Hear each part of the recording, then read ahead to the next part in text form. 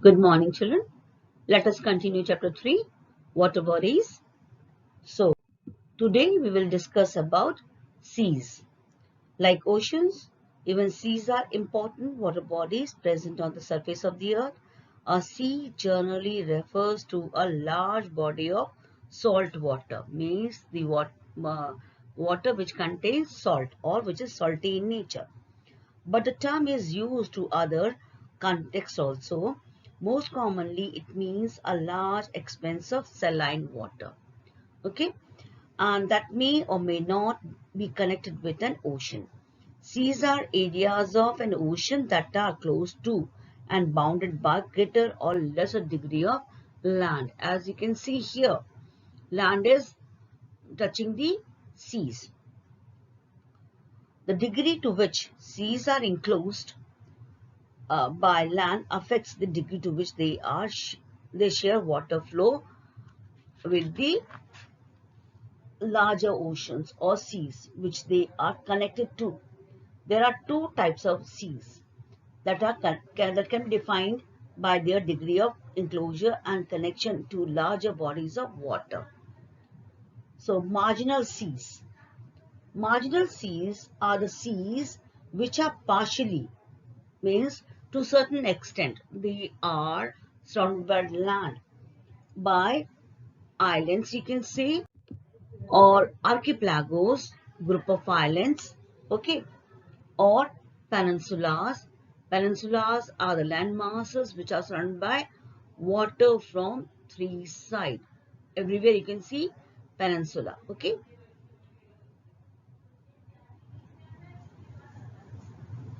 Some of the major marginal seas includes Arabian Sea, then Baltic Sea, okay, Bay of Bengal here, Bering Sea, you can see here, as Earth is round in shape, so Bering Sea can be seen here, and you can see this is group of island that is called archipelago, okay, which is separating Bering Sea from North Pacific Ocean. Then Gulf of California, this one, Gulf of Mexico, it's here. Mediterranean Sea, as you can see, Mediterranean Sea is surrounded by land from three sides but open to the ocean, Atlantic Ocean from one side. Then Red Sea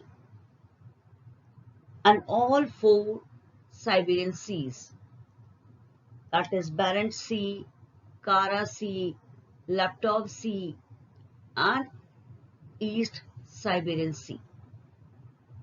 Because they open out to the larger ocean or sea, marginal seas share the currents formed by ocean winds, and these currents dominate the water circulation. Marginal seas are more common than the inland seas. Marginal seas of Indian Ocean are Arabian Sea, Bay of Bengal, Java Sea. Here is Andaman Nicobar Island, so Andaman Sea. Then Lakshadweep Sea is also here. Okay, then Persian Gulf, Red Sea, and Suez of Sea of Zang.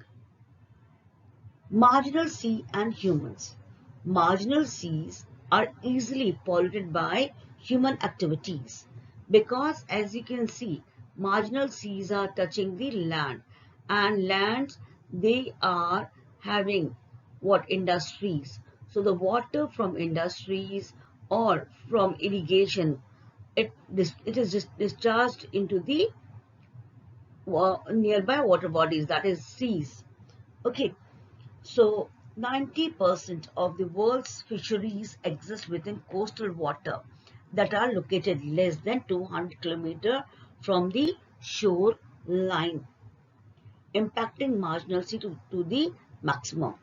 Other human activities that have adversely affected marginal seas include industrial sewage disposal, मतलब industries का गंदा पानी जो है वो seize में आके गिर जाता है. Then offshore oil drilling. जो ऑयल की ड्रिलिंग यानी पेट्रोलियम जो हम समुद्र से निकालते हैं, sometime what happen, it leaks and spills on the water, hence pollute the water. Even radioactive waste, detergents and plastics. Pollutants from the nearby land masses are disposed into the marginal seas. Like rivers, they carry pollutants, dirty water. Okay, so they also dispose like plastic bottles, plastic bags. All these are what pollutants which are disposed by the rivers into the seas. Hence, they are polluting the water bodies. Now, children, inland seas, as the term inland means within the land. So the seas which are within the land means they are enclosed by land from all the sides.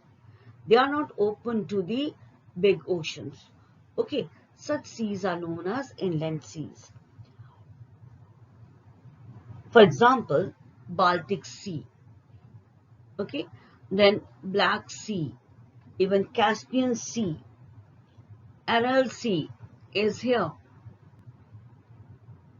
Are some examples of inland seas. Caspian Sea is the largest enclosed sea on the Earth's surface. Hence, it is also known as a lake, largest lake of the world. I hope this topic is clear to you, children. Thank you very much.